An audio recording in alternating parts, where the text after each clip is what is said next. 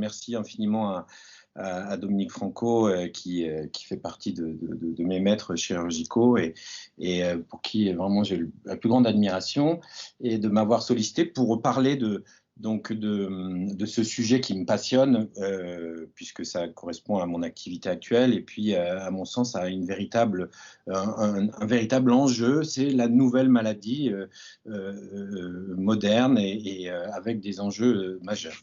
Donc, en premier lieu, je tenais à véritablement définir, même si c'est devenu quand même assez grand public, toute cette prise en charge. Chacun, on peut passer à la suivante. Euh, euh, Ça passe pas. Si, voilà. Ça y est, ça décale, oui, c'est bon. Donc, simplement de vraiment marteler cet élément qui est, à mon sens, majeur, c'est-à-dire que l'obésité, surtout les obésités sévères et massives, donc c'est-à-dire des indices de masse corporelle supérieurs à 35 kg par mètre carré ou 40, on est véritablement face à une maladie chronique. Et avec toutes les conséquences qui interviennent derrière, une maladie qui n'est pas de la faute du patient.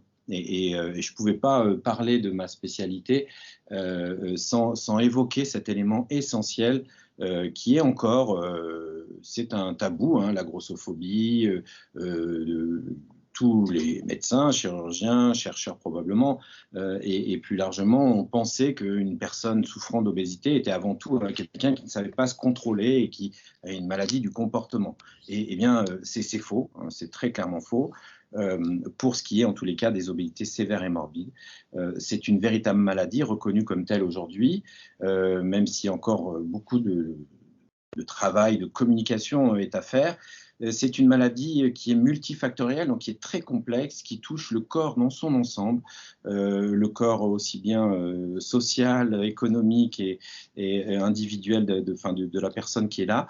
Et je crois qu'il faut arriver à bien différencier. Alors malheureusement, avec un quart d'heure, je vais survoler très très rapidement plein de choses, mais je crois qu'il faut résumer les causes de l'obésité à 4 grandes causes, une dimension génétique et épigénétique très certainement, et là certains sont bien plus experts que moi, largement le microbiote avec tous les phénomènes inflammatoires notamment, l'endocrinologie qui intervient, mais également la psychologie. On sait que le trauma dans cette population est très très important, le trauma psychique, avec des conséquences d'ordre physiologique de ces événements traumatisants d'un point de vue psychique, et plus de 50% et très certainement encore plus de la population est touchée par un antécédent de trauma.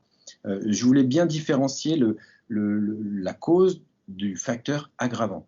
Et pour moi, alors on n'est pas tous d'accord dans la spécialité, mais pour moi c'est assez clair, au même titre que chez le diabétique de type 2, c'est pas à cause du fait qu'il ait mangé beaucoup de sucre quand il était petit, c'est pas à cause de cela qu'il est diabétique de type 2, eh bien l'obésité, ce n'est pas parce qu'on mange mal ou qu'on ne fait pas assez de sport qu'on est en situation d'obésité. Ce sont des facteurs aggravants.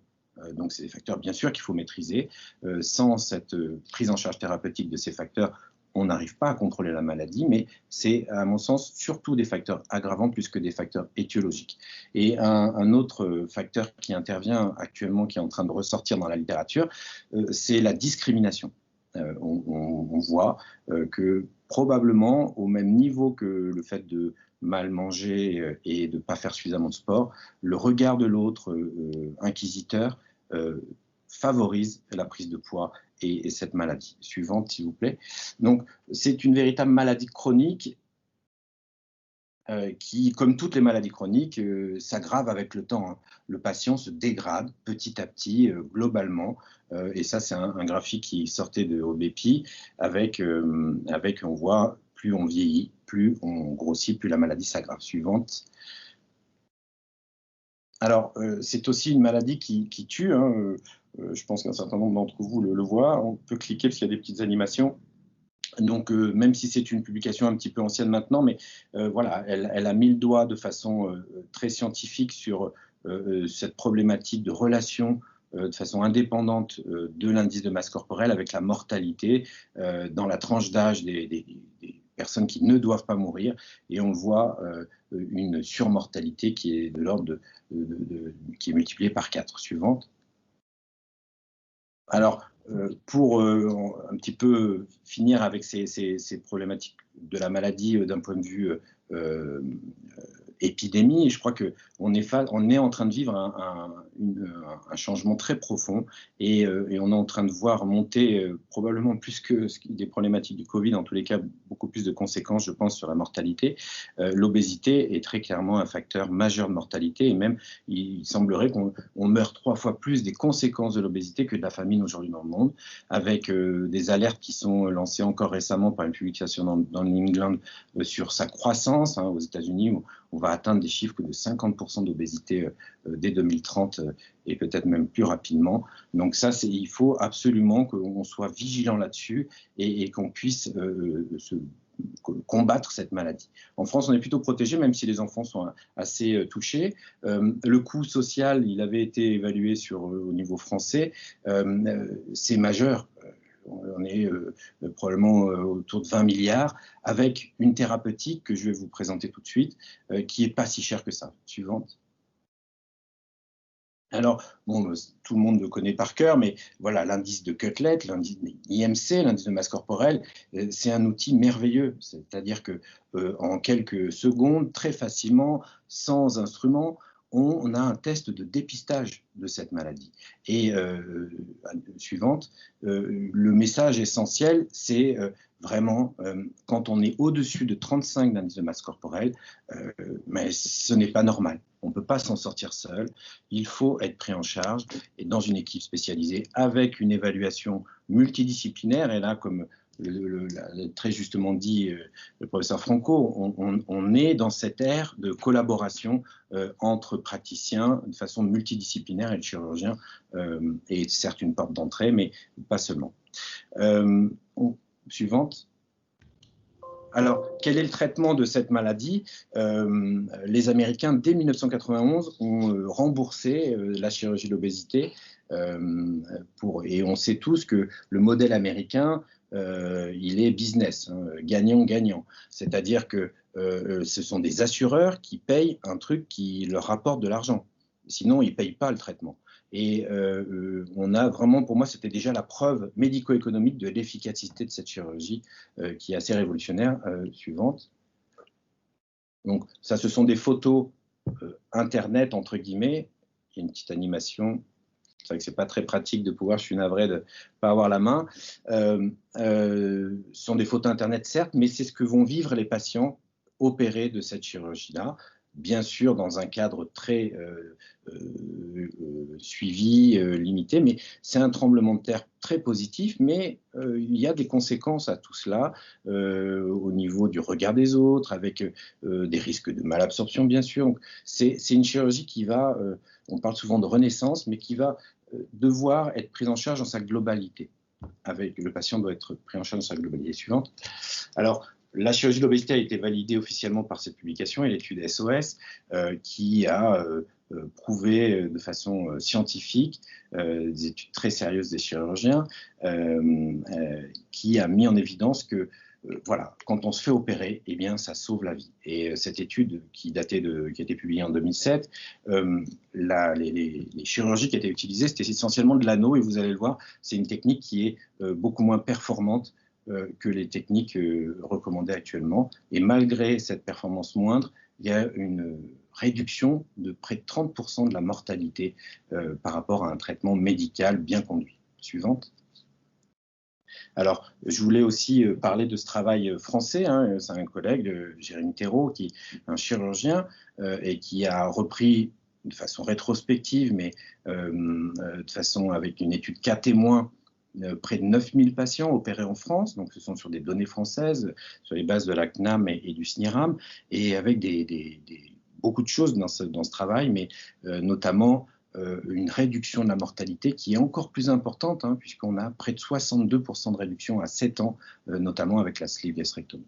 Donc on a un traitement suivant qui est très efficace. Et les chirurgiens en bons pragmatiques, eh bien en France, ils se sont passionnés pour le sujet.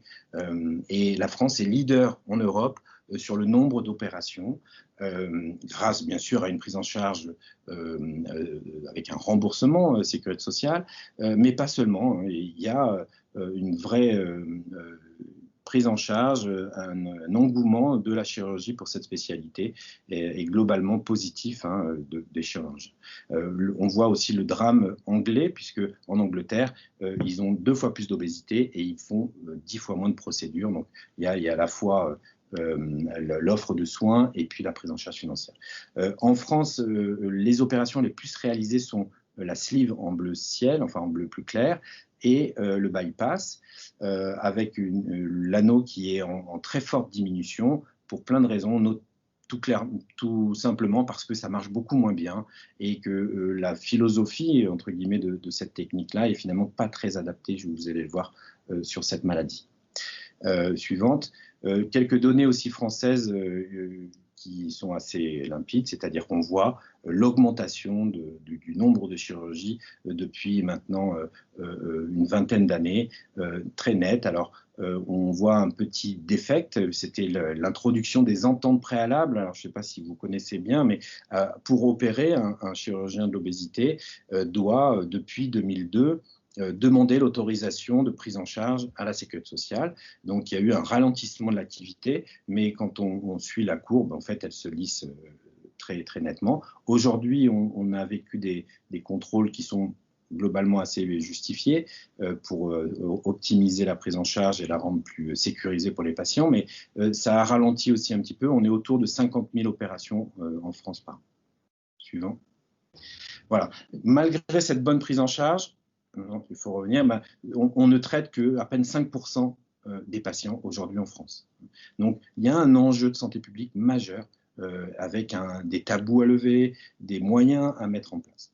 Alors, pour la suivante, aujourd'hui, les indications de la chirurgie, elles sont bien définies par la Haute Autorité de Santé et même si elles datent un petit peu de 2009, il y a un projet de réécriture là, qui est en cours actuellement. Voilà, il faut respecter ces critères-là. Donc, avoir un indice de masse corporelle supérieur à 40 ou 35 avec des comorbidités et bien sûr, dans le cadre d'une prise en charge multidisciplinaire avec des réunions de concertation, avec une évaluation qui va durer plus de 6 mois, qui doit comporter des éléments psychiatriques, nutritionnels, diététiques, cardiologiques si besoin, endocrinologiques, etc. Donc, la préparation est essentielle et le suivi l'est probablement encore plus. Suivante. Alors, quelles sont les techniques chirurgicales? Les chirurgiens ne sont pas plus malins que les autres. Et voilà, ils ont cru, le gros, c'est bien fait pour lui, mais il n'a qu'à arrêter de manger, donc on va lui fixer la mâchoire. Ça, c'est une photographie qui date de 1994 et qui était réalisée en France, à Montpellier. Et bien sûr, suivante, on est plus proche de la torture que de l'efficacité thérapeutique et avec des moyens qui ne fonctionnent pas du tout, hein, parce que le problème, je vous l'ai dit, ce n'est pas le comportement en tant que tel, mais c'est tout un dérèglement global très complexe qu'on connaît finalement assez mal encore aujourd'hui. Suivante.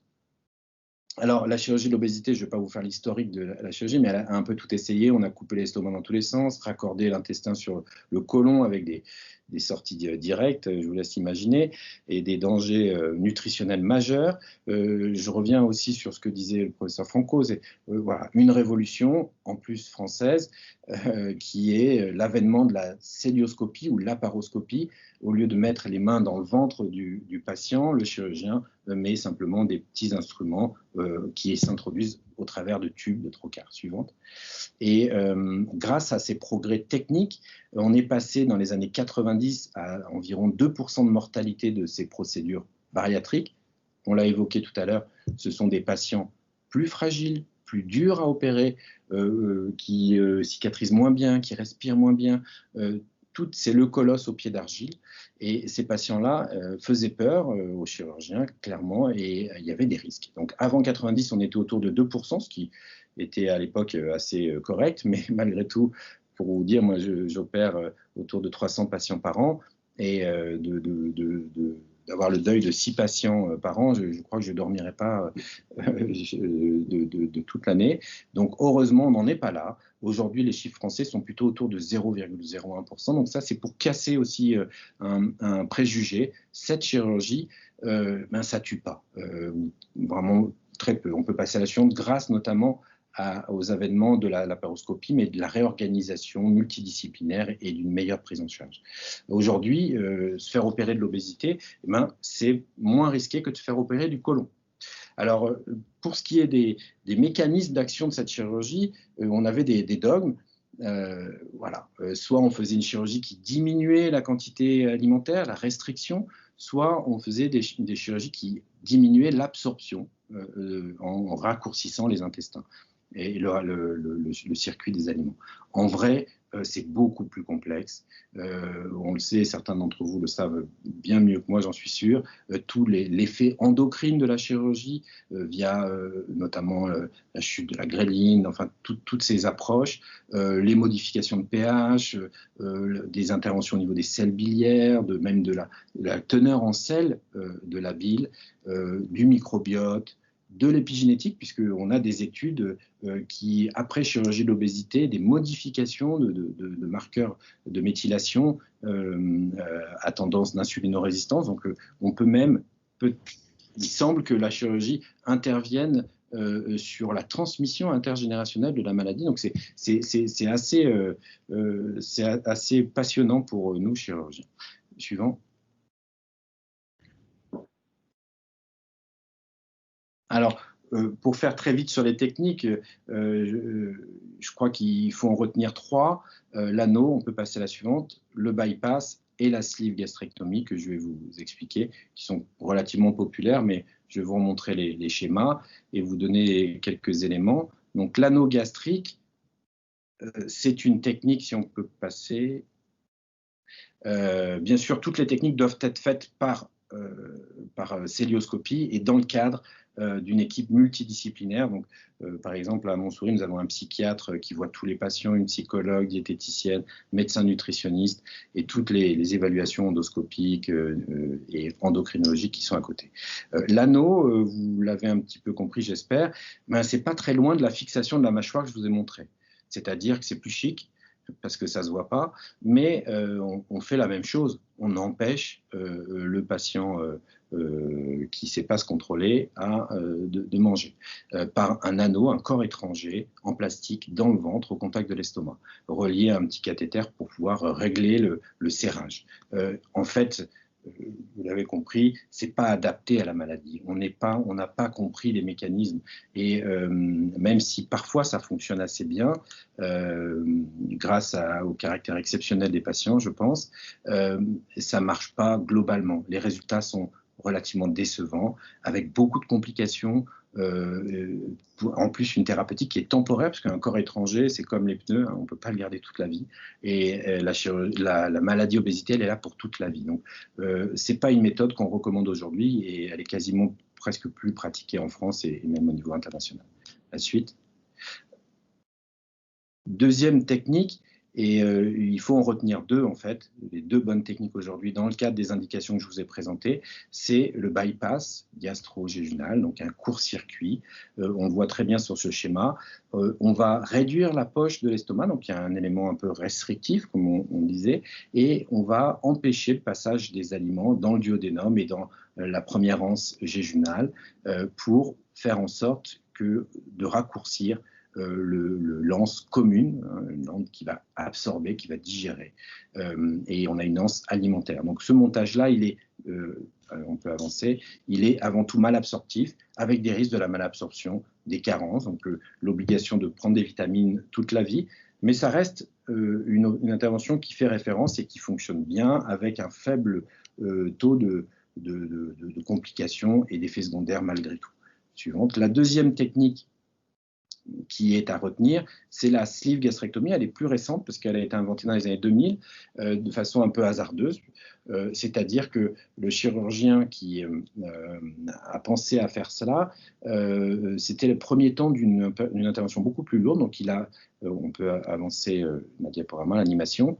Il s'est contenté de faire la section, donc on transforme l'estomac en un tube. Par définition, c'est restrictif, mais ça a la force de ne pas faire de rupture de continuité. C'est-à-dire que les aliments passent par le même circuit qu'avant l'intervention. Et la deuxième effet, pour paraphraser les publicitaires, c'est vraiment le fait d'enlever toute la partie corporéale et fundique, donc toute la grande courbure finalement de l'estomac, qui correspond grossièrement à environ 70% de l'estomac. Et probablement que cette partie correspond comme un carrefour du dérèglement relié à la maladie, notamment via les effets endocrines, la fabrication de la gréline et même sur l'augmentation des GLP-1 en post-opératoire, etc. Donc c'est vraiment une intervention qui a un double effet de réduire, mais aussi de jouer sur des mécanismes plus complexes, probablement neuroendocrines via le nerf vague aussi. Enfin, on a beaucoup de choses à évaluer sur ces techniques. Quoi qu'il en soit, c'est une méthode qui est plutôt séduisante. C'est pour ça que la plupart des chirurgiens réalisent celle-ci dans le monde entier et en France. C'est parce qu'il y a une très bonne efficacité. Et puis surtout, dans le cas d'une maladie chronique, quand on fait une sleeve gastrectomie, on peut faire autre chose. On garde des armes thérapeutiques. Donc la logique est vraiment là. Alors que quand on fait un bypass en premier temps, c'est plus complexe. On n'a pas beaucoup d'armes thérapeutiques en cas d'échec ou de reprise de poids après. Et pour parler de techno, entre guillemets, de minimal invasif, je me suis passionné grâce à Dominique, qui m'a donné son aval à l'époque et qui m'a permis de plonger dans cette voie d'abord, c'est-à-dire de la célioscopie, mais au lieu de faire plusieurs petites cicatrices et de mettre plusieurs tubes, eh bien, on n'en met qu'un seul.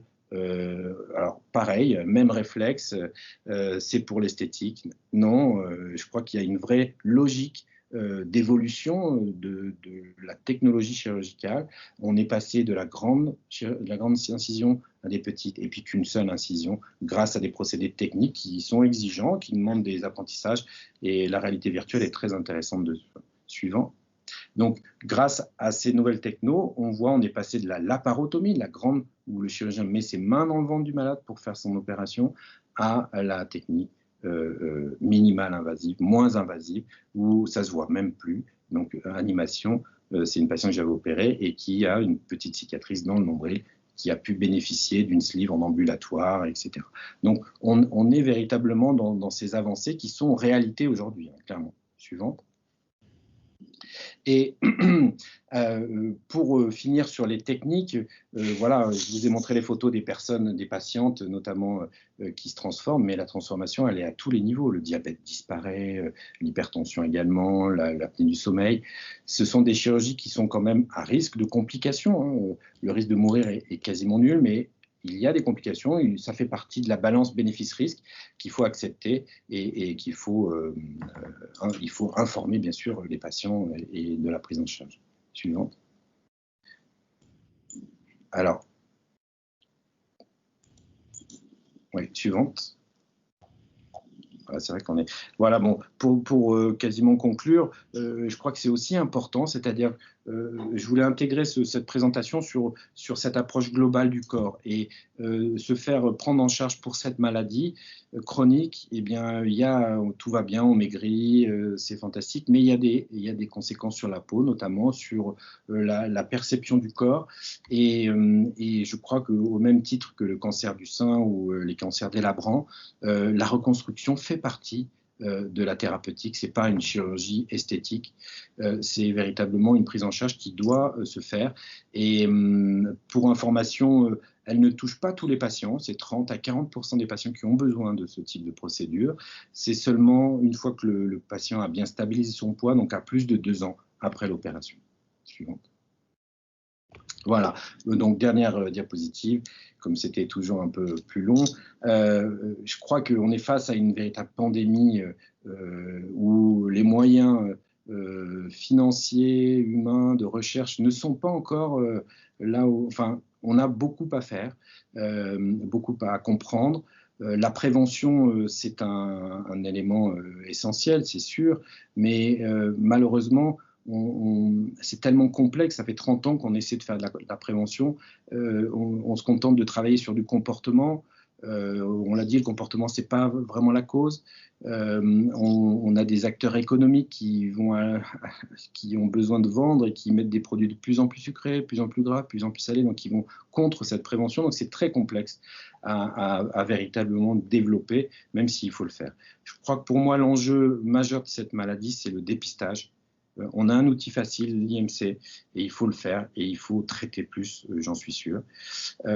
Et puis comprendre ce qu'on fait, comprendre les mécanismes de la maladie, aller plus loin dans la compréhension. On a beaucoup de choses à faire. Comprendre les mécanismes thérapeutiques.